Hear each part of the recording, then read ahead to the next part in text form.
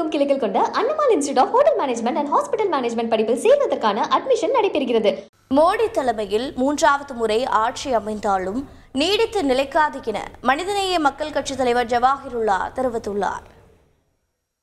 NDA தேசிய ஜனநாயக கூட்டணி தேர்தலுக்கு முன்பு உள்ள பெரிய கூட்டணியாக இருப்பதால் அவர்கள் ஆட்சி அமைப்பதற்கு அழைக்கப்படுவார்கள். ஆனால் என்னுடைய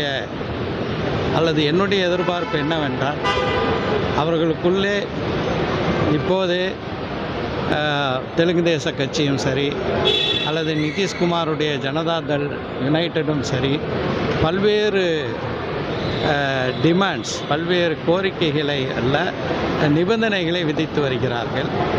இந்த நிபந்தனைகள் எல்லாம் பாஜகவை மிகவும் பலவீனப்படுத்தி இருக்கின்றது.